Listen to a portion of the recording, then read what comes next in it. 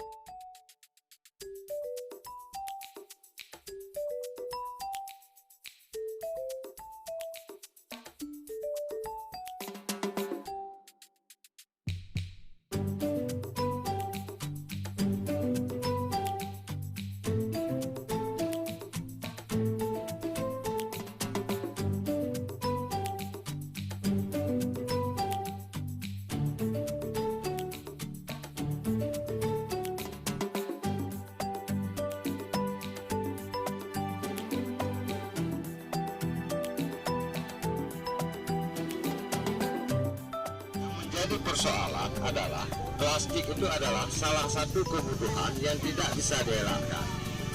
Nah, ini yang menjadi penyebab kenapa di ABDYA ini tercemar sampah itu tercemar oleh plastik.